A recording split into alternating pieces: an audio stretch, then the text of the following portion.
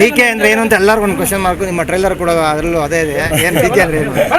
ಅದೇ ನಾನು ಹೇಳಿದ್ದು, ಡಿಕೆ ಅಂದರೆ ನೀವು ನೋಡಿದ್ರಲ್ಲ, ಈಗ ಟ್ರೈಲರ್ ಲಾಂಚ್ ಆಯಿತು. ಸೊ ಟೀಸರು ಇನ್ನು ಕರ್ನಾಟಕದ ಎಲ್ಲ ಅಂದರೆ 400 ಥಿಯೇಟ್ರ್ ಲಾಂಚ್ ಆಗುತ್ತೆ. ಇವಾಗ ನಾಳೆಯಿಂದ ಶುರುವಾಗುತ್ತೆ. 400 ಥಿಯೇಟ್ರಲ್ಲೂ ರನ್ ಆಗುತ್ತೆ. ಲಾಂಚ್ ಮಾಡ್ತೀವಿ ಟೀಸರ್ನ. ಸಿನಿಮಾ ಬಂದ್ಬಿಟ್ಟು ರಿಲೀಸ್ ಆದಾಗ ಗೊತ್ತಾಗುತ್ತೆ ಡಿ ಕೆ ಏನು ಅಂತ. ಅಲ್ಲಿವರೆಗೂ ದಯವಿಟ್ಟು ನನಗೂ ಗೊತ್ತಿಲ್ಲ ಡಿ ಕೆ ಏನು ಅಂತ. ಸೊ ಸಿನಿಮಾ ನೋಡಿದಾಗ ಗೊತ್ತಾಗುತ್ತೆ. ಯಾಕೆಂದರೆ ನಾನು ಫಸ್ಟೇ ಹೇಳಿದ್ದೀನಿ, ನಾವು ಟ್ರೈಲರ್ಲ್ಲೂ ಹೇಳಿದ್ದೀವಿ, ಮುಂಚೆನೇ ಹೇಳ್ತಿದ್ದೀನಿ, ಆಮೇಲೆ ನಾನು ಹೋದ್ಸರಿ ಪ್ರೆಸ್ ಮೀಟಲ್ಲೂ ಹೇಳಿದ್ದೀನಿ, ಯಾವುದೇ ವಿಷಯಕ್ಕಾಗಲಿ ದಯವಿಟ್ಟು ಕಾಂಟ್ರವರ್ಸಿಗಳನ್ನ ಮಾಡಬೇಡಿ. ಏನಕ್ಕೆ ಮಾಡಬೇಡಿ ಅಂತೀನಿ ಅಂದರೆ, ಸೊ ಸಿನಿಮಾ ನೋಡ್ಬಿಟ್ಟು ಆಮೇಲೆ ಇದು ಅವ್ರ ಕತೆ, ಇದು ಇವ್ರ ಕತೆ, ಇದು ಇನ್ನೊಬ್ರ ಕತೆ ಅಂತ ಚರ್ಚೆ ಮಾಡಿದ್ರು ಓಕೆ. ಮುಂಚೆನೇ ಚರ್ಚೆಗಳು ಸ್ಟಾರ್ಟ್ ಆಗಿದೆ, ಮುಂಚೆನೇ ನಮಗೆ ಟಾರ್ಚರ್ಗಳು ಸ್ಟಾರ್ಟ್ ಆಗಿದೆ. ಅಂದರೆ ಯಾವ ಮಟ್ಟಿಗೆ ಇದು ಯಾರ್ದು ನಂದೇನೋ ಅಂತ ಒಬ್ರು ಕೇಳ್ತಾರೆ, ಇದೇ ನಂದೇನೋ ಅಂತ ಒಬ್ರು ಕೇಳ್ತಾರೆ, ಮೋಸ್ಟ್ಲಿ ಇದು ಯಾರ್ದೋ ಅಂದ್ಬಿಟ್ಟು ಇನ್ನೊಬ್ರು ಯಾರೋ ಫೋನ್ ಮಾಡಿಸ್ತಾರೆ. ಅಂದರೆ ಈ ಥರ ಎಲ್ಲ ಇದಾಗುತ್ತೆ. ಯಾರಿಗೂ ಕತೆ ಅಲ್ಲ ಇದು. ಸೊ ಇದು ಒಂದು ಒರಿಜಿನಲ್ ಸ್ಟೋರಿ. ಅದು ನಿಮ್ಮ ಸ್ಟೋರಿಗಳು ಅನ್ಕೋಬೋದು, ನಮ್ಮ ಕರ್ನಾಟಕ ಜನತೆ ಸ್ಟೋರಿ ಅನ್ಕೋಬೋದು. But love story, political based love ಸ್ಟೋರಿನೇ, ಅದಂತೂ ಹೇಳ್ತೀನಿ ಖಂಡಿತವಾಗ್ಲೂ. ಪೊಲಿಟಿಕಲ್ ಬೇಸ್ಡ್ ಲವ್ ಸ್ಟೋರಿನೇ. ಬಟ್ ಯಾರ್ದು ಏನು ಅಂತ ಏನೂ ಇಲ್ಲ. ಸೊ ನೀವು ಸಿನಿಮಾ ನೋಡಿದ್ಮೇಲೆ ನೀವು ಡಿಸೈಡ್ ಮಾಡ್ಕೊಳ್ಳಿ ಇದು ಯಾರ್ದು ಏನು ಅಂತ. ಫುಲ್ ಡಿಫ್ರೆಂಟ್ ಗೆಟಪಲ್ಲಿ ಕಾಣಿಸ್ಕೊಂಡಿದ್ದಾರೆ.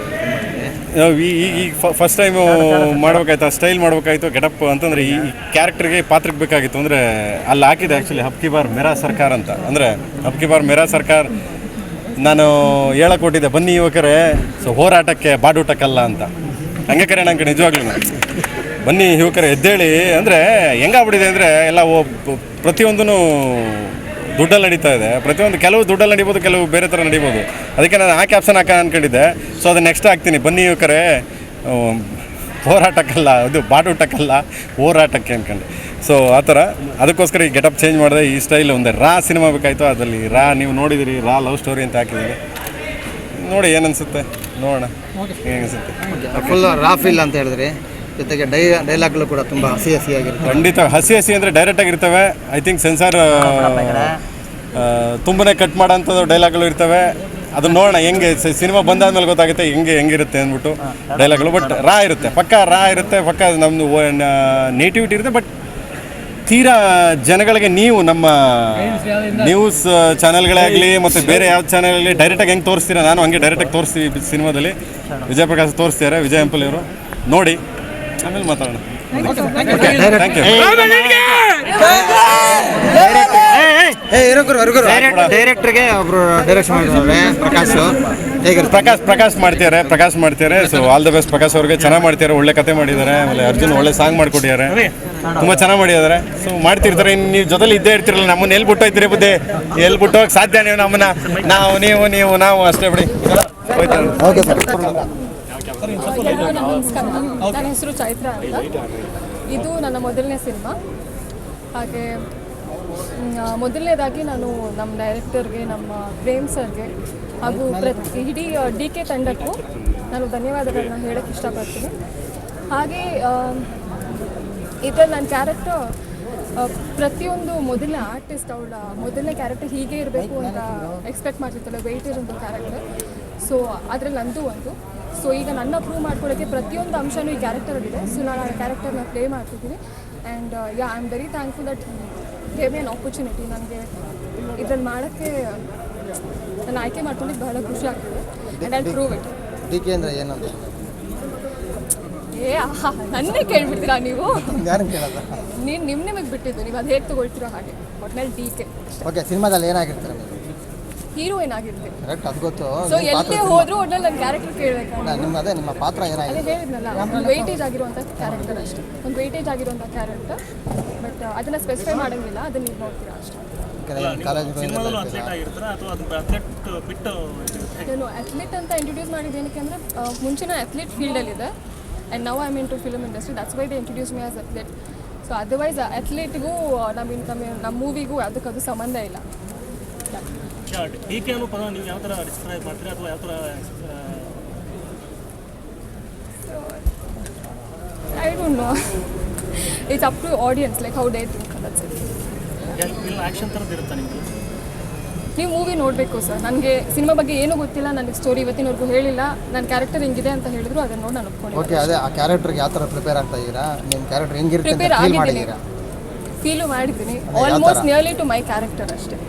ನನ್ನ ತಿಳ್ಕೊಂಡಿರೋರ್ಗೆ ಆಲ್ರೆಡಿ ಈ ಕ್ಯಾರೆಕ್ಟರ್ ಏನು ಅಂತ ಗೊತ್ತಾಗಿರುತ್ತೆ ಆಲ್ಮೋಸ್ಟ್. ಚೆನ್ನಾಗಿ ಹೇಳ್ಕೊಬಿಡಮ್ ಪ್ರಕಾಶ್. ಏನೇನು ಕೇಳ್ತಾರೆ, ಏನು ಹೇಳ್ಬೇಡಮ್ಮ ಅಂತ. ಅದು ಹೇಳ್ಕೊಡೋದಿಲ್ಲ, ಬುದ್ಧಿ ಸರಿ ಇರಬೇಕಷ್ಟೇ.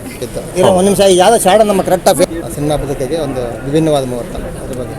ಖಂಡಿತ ಯಾವಾಗಲೂ ನಾವು ಹೇಳ್ತಾನೆ ಇರ್ತೀವಿ, ನಾವು ಸ್ಕ್ರಿಪ್ಟ್ ಮಾಡ್ಬೇಕು ಹೇಳ್ತೀವಿ, ಮಗ ಟೆಕ್ನಿಷಿಯನ್ಸ್ ಮುಖ್ಯ ಅಂತ ಹೇಳ್ಕೊಂಡು ಕೆಲಸ ಮಾಡ್ತಾ ಬರ್ತಾ ಅದು ಕೊನೆಗೆ ಹೀರೋ ಕಡೆ ಟರ್ನ್ ಆಗುತ್ತೆ ಜನರಲಿ. ಬಟ್ ಈ ಸಿನಿಮಾದಲ್ಲಿ ನಾವು ಈ ಸ್ಕ್ರಿಪ್ಟಿಗೆ ಒಬ್ಬ ರೆಗ್ಯುಲರ್ ಹೀರೋಗಳನ್ನ ಹಾಕೊಳ್ಳೋದು ಬೇಡ, ನಮ್ಮ ಫೀಲ್ಡಲ್ಲೇ ಕೆಲಸ ಮಾಡಿದಂಥವ್ರನ್ನ ಹಾಕೊಳ್ಳೋಣ ಅಂತ ಬಂದಾಗ ಒಂದು ಪ್ರೇಮ್ ಅವ್ರು ಸಡನ್ನಾಗಿ ಸಿಕ್ಕರು. ಅವಾಗ ಅವ್ರದ್ದು ಮಾತಾಡಿದಾಗ ಅವ್ರು ಮಾತಾಡೋ ಶೈಲಿ ಹಿಡಿಸ್ತಾರೆ. ಈ ಒಂದು ಥಾಟೇ ಚೆನ್ನಾಗಿದೆಯಲ್ಲ,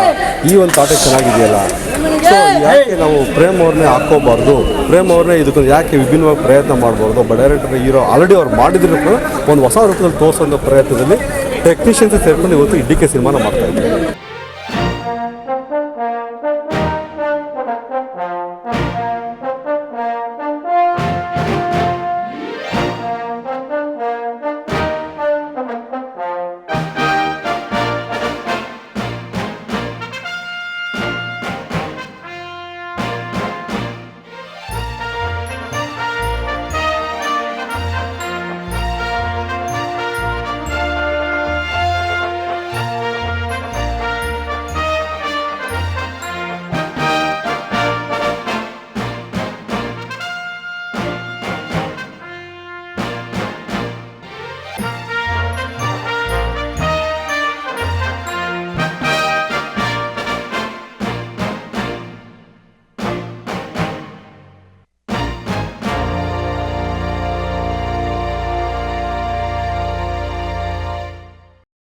ಈಗ DK ಅಂತ ಸುಮ್ಮನೆ ಬೇಕು ಅಂತ ಹೆಸರಿಟ್ಟಿದ್ದಾರೆ. ಅದು ಜನಕ್ಕೆ ಕನ್ಫ್ಯೂಷನ್, ಏನಿದು DK ಅಂದರೆ ಏನು, ಎಲ್ಲ ಅವರವರೇ ಮಾತಾಡ್ಕೋಬೇಕು. ಬಟ್ ಅದು ಬೇರೆಯೇ, ಇವನ್ನ ಥಾಟ್ ಬೇರೆ. ಬಟ್ ಜನಕ್ಕೆ ಒಂದು ರೋಮಾಂಚನ ಅದು DK ಅಂದರೆ ಎಲ್ಲರೂ DK ಶಿವಕುಮಾರ ಪಾಲಿಟಿಕ್ಸಾ ಇದೇನು ಆ ಥರ, ಇದು ಏನೋ ತಲೆ ಅವ್ರಿಗೆ ಹುಚ್ಚಿಡ್ದೋಗ್ಬಿಡ್ಬೇಕು ಆ ಥರ ಒಂದು ರೋಮಾಂಚನ ಸೃಷ್ಟಿ ಮಾಡ್ತಾನೆ Prem. That is call showmanship. ಯಾರು ನಮಗೆ ಗೊತ್ತಿದ್ದಂಗೆ ನಮ್ಮ ತಿಳುವಳಿಕೆಗಿನ ನಾವು ನೋಡಿದ್ದು ಇದನ್ನೆಲ್ಲ ನೋಡ್ತಾ ಇದ್ದಿದ್ದು ರಾಜ್ ಕಪೂರ್ ಅಂದರೆ one of the top entertainment in films. Film ಅಂದ್ರೆ ಎಂಟರ್ಟೈನ್ಮೆಂಟ್, ಏನಾದರೂ ಒಂದು ಸಮ್ ಥ್ರಿಲ್ ಶುಡ್ ಬಿದೆ. ಅದನ್ನು ಇವನಿಗೆ ಬೇಸಿಕ್ಕಾಗಿ ಅದಲ್ಲ ನಮ್ಮವನು ಮಂಡ್ಯದವನು ಬಂದು ಈ ಥರ ಒಂದು ದೊಡ್ಡ ಸಮುದ್ರ ಫಿಲ್ಮ್ ಇಂಡಸ್ಟ್ರಿ ಬಂದು ಇದರೆಲ್ಲ ಈ ಥರ ಒಂದು ದೊಡ್ಡ ಹೆಸರು ಮಾಡೋದೆಲ್ಲ ಕಷ್ಟನೇ. ಆ ಥರ ಒಂದು ಸಾಧನೆ ಮಾಡಿ ದೊಡ್ಡ ದೊಡ್ಡ ಪಿಕ್ಚರ್ಗಳು, ದೊಡ್ಡ ಸಮಸ್ಯೆಗಳು, ದೊಡ್ಡ ಈ ಚಿತ್ರರಂಗನ ಬೆಳೆಸಬೇಕು ಅನ್ನೋ ಉದ್ದೇಶ ಇಟ್ಕೊಂಡು is A very creative director. ಈ ದೇವರನ್ನ ಪ್ರಾರ್ಥನೆ ಮಾಡಿ ರಕ್ಷಿತಾ ಪ್ರೇಮು ಹಾಗೂ ಈ ತಂಡದವ್ರಿಗೆಲ್ಲರಿಗೂ ಯಶಸ್ಸು ದೊಡ್ಡದಾಗಿ ಗಳಿಸ್ಲಿ ಅಂತ ದೇವ್ರನಲ್ಲಿ ಪ್ರಾರ್ಥನೆ ಮಾಡ್ತೀನಿ. ಟ್ರೈಲರ್ ನೋಡಿ ನಿಮಗೆ ಏನಂತ? ಟ್ರೈಲರ್ ನೋಡಿದ್ರೆ ಚೆನ್ನಾಗಿದ್ದೇ ಇರ್ತದೆ. ಹೇಳಿದ್ನಲ್ಲ, ಪ್ರೇಮ ಅಂದರೆ ಒಂದು ರೋಮಾಂಚನ ಅಂತ.